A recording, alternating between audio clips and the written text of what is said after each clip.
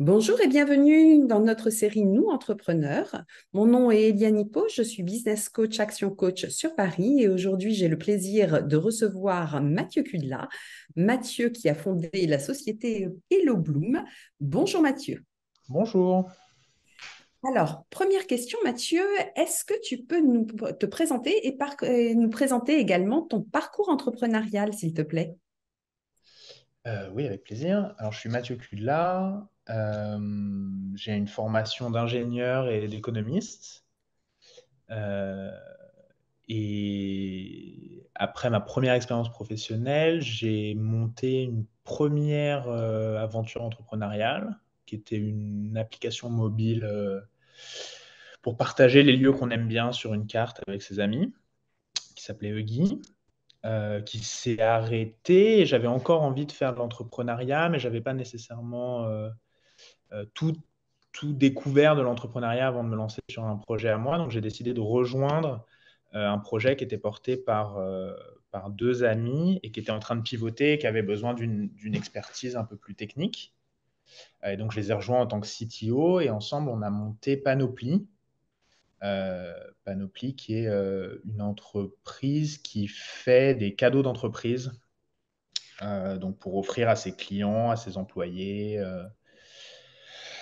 pour avoir des goodies en séminaire, ce genre de choses. Et je suis resté avec eux plus de 4 ans, je crois. On a fait plein de choses ensemble, de la croissance, de la décroissance, le Covid, toutes ces choses-là. Et étant directeur technique chez eux, j'avais en charge d'onboarder toutes les personnes qu'on recrutait sur le produit. Donc, qu'est-ce que notre produit fait, qu'est-ce qu'on peut faire avec, qu'est-ce qu'on ne peut pas faire avec, ce genre de choses. Et l'expérience d'onboarding a été un peu compliquée, un peu frustrante pour moi, parce qu'on se retrouve beaucoup à répéter les mêmes choses, on se retrouve beaucoup à faire des présentations avec beaucoup d'informations et d'avoir l'impression qu'il n'y a pas grand-chose qui est retenu, ce qui est normal parce qu'on fait rentrer beaucoup d'informations dans peu de temps. Et donc, ça m'a un peu ouvert les yeux sur la problématique de l'onboarding et plus généralement de la formation. Et donc, je suis parti de Panoply pour créer Hello Bloom, qui existe depuis maintenant 1 an et demi et qui a pour vocation d'aider à, à former et informer dans un format qui soit le plus proche de celui qu'on aime consommer dans notre vie personnelle.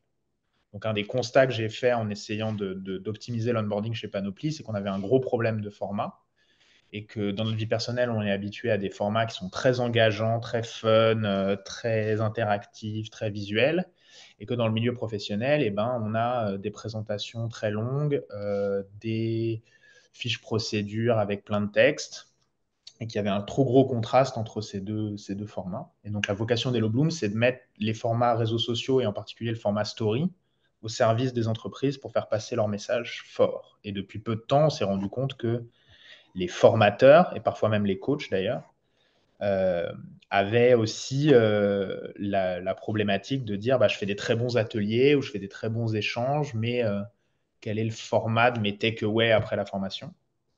Comment est-ce que j'ai un format qui est un peu plus engageant que d'envoyer des slides par email que personne réouvre? Et donc ça les intéresse aussi pas mal. Forcément, c'est beaucoup plus ludique et j'imagine qu'on retient beaucoup mieux du coup l'information qui est transmise. On Est-ce la alors, retient beaucoup mieux et elle est aussi beaucoup plus facilement cherchable et retrouvable quand on a un petit trou de mémoire.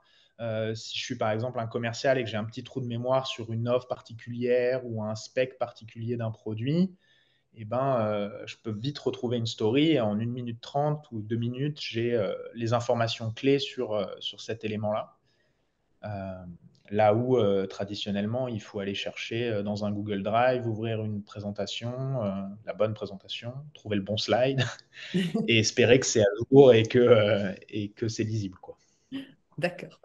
Alors, est-ce que tu peux nous en dire du coup un petit peu plus sur tes clients, ceux à qui tu t'adresses et ce que tu leur proposes d'unique? Là, on vient de le comprendre, mais comment est-ce que ça se passe? Je suis une entreprise, je suis intéressée parce que j'ai un fort recrutement et donc je veux onboarder les gens. Comment est-ce que ça va se dérouler? Je te contacte et puis après, mon parcours client. Alors, Le parcours client. Euh, L'idée, c'est déjà de commencer par comprendre quel type d'entreprise est le prospect ou le client et de quel type d'onboarding est-ce qu'il a besoin. Parce qu'évidemment, si j'onboard des intérimaires ou si j'onboard des CDI, je ne vais pas y injecter on va dire, la même énergie et le même coût. Il faut néanmoins les onboarder parce que sinon, ils ne sont pas opérationnels, mais on ne va pas le faire exactement de la même façon. Donc la première étape, c'est d'essayer de bien comprendre qui sont les personnes à onboarder, sur quel type de rôle. Et la deuxième, c'est de dire qu'est-ce qui existe dans l'entreprise comme matériaux de communication sur ces questions-là. Et ensuite, nous, ce qu'on va faire, c'est qu'on va recueillir ces matériaux-là, faire un premier audit pour vérifier que c'est à jour et qu'il ne manque rien. Et ensuite, on va les transformer en story. Donc, ça fait partie d'une brique service qu'on propose en plus d'une plateforme logicielle qui est de dire, en fait, une des raisons pour lesquelles votre onboarding n'est pas terrible aujourd'hui, c'est aussi parce que vous n'avez pas le temps, donc pas la bande passante, pas les compétences pour l'améliorer. Donc ça, c'est un truc dont on s'est rendu compte assez rapidement avec nos premiers bêta-testeurs. C'est qu'en fait, c'est pas que de la mauvaise volonté, entre guillemets, c'est aussi que il faut trouver le temps, l'énergie, les ressources, les compétences pour faire ça bien. Et donc, nous, ce qu'on va faire, c'est qu'on va recueillir tout ce qui existe en termes de documentation et on va proposer une structure et des contenus au format story pour onboarder les différents métiers qui sont jugés comme étant importants à ré-onboarder ou à bien onboarder. Et on va déployer ces contenus-là sur une plateforme aux couleurs de l'entreprise avec tous les contenus et les différents parcours selon les métiers. D'accord. Alors, pour qu'on comprenne bien, est-ce que tu peux nous partager un succès client pour illustrer ce que tu fais avec tes équipes? Alors, le succès que je vais essayer de partager avec vous, c'est quelque chose de très récent et qui concerne du coup pas une entreprise, mais un formateur. Puisqu'en fait, depuis le début de l'été, là, on échange beaucoup avec des formateurs qui sont très intéressés pour justement améliorer la proposition de valeur qu'ils sont capables de proposer suite à leur formation. Et en particulier, c'est un formateur qui a réussi à conserver un client qui voulait s'en aller. Donc, c'est un client régulier et c'est un formateur qui formait sur les questions d'efficacité commerciale, de posture commerciale et d'efficacité commerciale. Et il avait un client qui commençait à se dire, bah, OK, on a fait un peu le tour, tous mes commerciaux sont formés, alors qu'en fait, c'est quelque chose qui doit être continu, hein, évidemment, le coaching et la formation commerciale.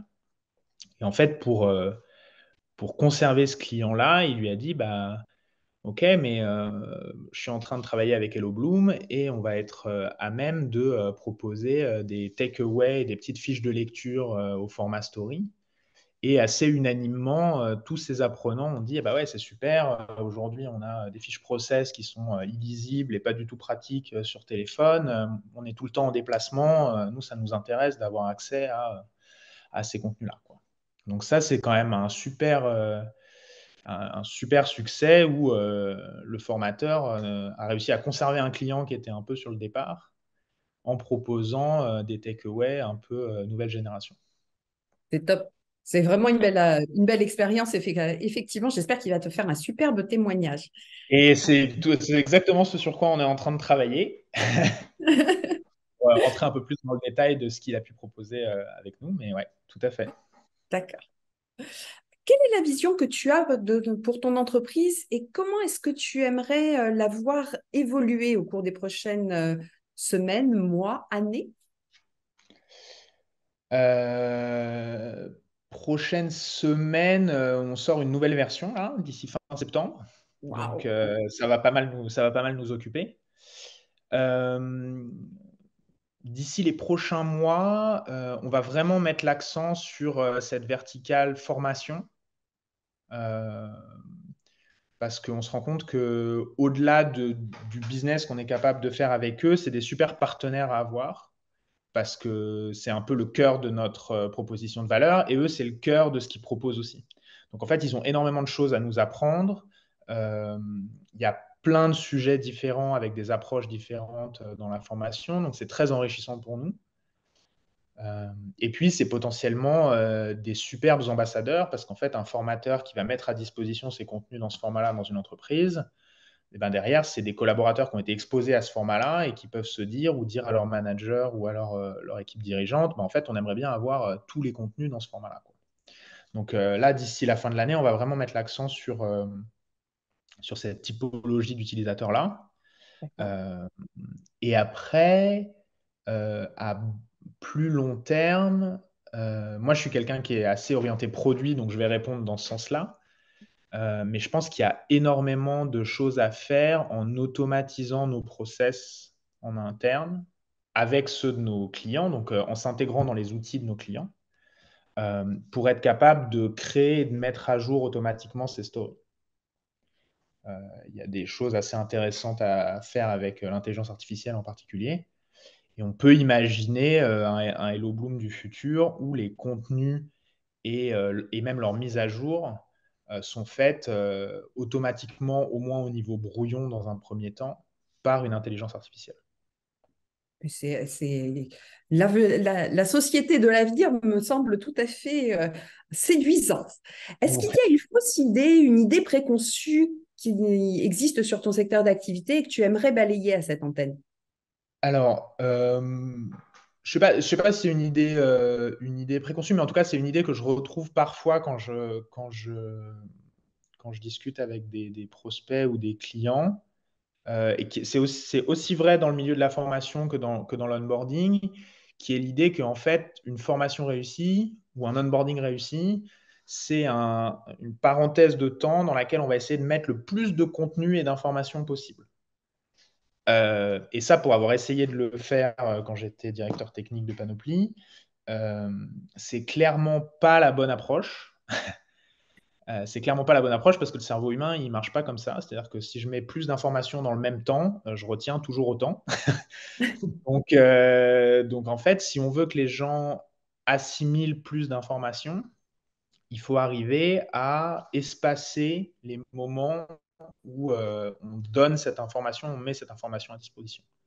Et dans le cas de l'onboarding, ça peut être exploiter le pré-boarding, donc le moment qu'il y a entre la signature d'une promesse d'embauche et le premier jour du collaborateur, pour commencer à lui donner des informations sur notre culture d'entreprise, nos visions, nos valeurs, l'équipe dans laquelle tu vas arriver, ce genre de choses. Mais ça peut aussi dire, bah, en fait, l'onboarding, c'est pas que la première ou les 2 premières semaines, ça va s'étaler dans le temps beaucoup plus que ça. Et c'est extrêmement critique de bien le réussir, cet onboarding. Et pour le formateur, c'est un peu pareil, c'est-à-dire, en fait, ça ne se joue pas que pendant l'atelier. On a beau faire les meilleurs ateliers du monde, si j'ai pas les bonnes réactivations et les bons supports 3 semaines après, 3 mois après, 6 mois après, etc., et ben 6 mois après, il reste plus grand-chose de ma formation. Donc, si je veux apporter plus de valeur à mes apprenants, il faut que je me pose la question de dire comment est-ce que j'étale un peu la distribution du contenu dans le temps pour que bah, le cerveau des apprenants soit irrigué un peu en continu, quoi. Ça ne sert à rien de mettre 12 litres d'eau à une plante à un instant donné. Si on veut qu'elle survive, il vaut mieux l'arroser régulièrement toutes les semaines. J'aime beaucoup ton image. C'était vraiment effectivement extrêmement parlant. Puis alors en plus, il y a un truc que tu as mentionné que je trouve génial, c'est que tu es obligé de t'intéresser de façon importante au fonctionnement du cerveau humain et à sa méthode de mémorisation pour que ce soit le plus efficace possible. Donc en fait, ça touche à beaucoup d'autres secteurs Tout à fait, et tout du coup, ça donne quelque chose d'extrêmement passionnant. Est-ce qu'il y a un conseil, Mathieu, que tu aimerais donner au jeune Mathieu? On va imaginer que tu le rencontres, il est adolescent, il s'interroge sur son avenir et il y a toutes les portes sont ouvertes finalement. Est-ce qu'il y a un ouais. conseil que tu aimerais lui prodiguer? Euh, c'est compliqué. Je sais pas si je suis beaucoup plus, beaucoup plus avisé que le jeune Mathieu, mais je sais pas si c'est un conseil, mais c'est peut-être une réalisation qui est que la patience, c'est une qualité assez critique, dans le sens où tout prend plus de temps que ce qu'on imagine, même quand on prend ça en compte. Euh, Et en fait, on a tendance à surestimer ce qu'on va être capable de faire à très court terme et donc à être frustré ou déçu parce que bah, ça met du temps. Et parfois, il y a des choses qu'on met en place et qui ne portent leurs fruits que plus tard, bien plus tard, parfois à des moments où on avait renoncé au fait que ça porte ses fruits. Et donc, en fait, il faut un peu être patient, il faut un peu garder en tête que plus le projet est gros et plus l'ambition est importante, et plus il faut être prêt à prendre son temps et à être patient. Alors, tu le sais, chez nous, on fonctionne beaucoup par plan et on a l'habitude de dire qu'on surestime considérablement ce qu'on est capable de faire en une Mm. journée, en une semaine ou en un mois, mais qu'on sous-estime, et ça, c'est l'excellente nouvelle, considérablement également ce que l'on est capable de faire en un an, en 5 ans, en 10 ans, à condition, Ouais, bien entendu, d'avoir un plan. ouais, je suis complètement d'accord avec ça. Et effectivement, le fait d'inscrire ça dans un plan, c'est-à-dire non seulement de l'avoir conscience, mais de le jalonner et de l'écrire à ces échéances-là, c'est effectivement important. Ouais. Et c'est ce qui permet à la plupart des entreprises qui sont des entreprises à succès de fonctionner. Il y a 3%, je crois, des entreprises qui ont écrit leur plan et ce sont toutes des entreprises à succès. Alors peut-être une dernière question, Mathieu. Est-ce qu'il y a une question justement que je ne t'ai pas posée et que tu aurais aimé que je te pose? Là, tu vois, c'est vraiment ouvert. Je te laisse avec nos auditeurs. Une question. L'actualité, tu en as parlé avec le lancement de nouveaux produits. Est-ce qu'il y a quelque chose que tu aimerais partager ici? Ah non, je crois pas. Je crois qu'on a été assez complet. Oui. Là, comme ça, je vois pas. Ça va peut-être me venir une fois qu'on aura raccroché, comme souvent. Ben, on Mais... l'écrira à ce moment-là dans les commentaires. Super. En tous les cas, nous allons mettre dans la description de la vidéo, bien entendu, tous les liens pour pouvoir te contacter, pour pouvoir rejoindre l'aventure Hello Bloom. Quant à moi, je te souhaite une excellente journée. Je te remercie beaucoup de ce partage et à chers amis auditeurs, à très bientôt pour de nouvelles interviews. Au revoir Mathieu. Au revoir. Merci. Je t'en prie.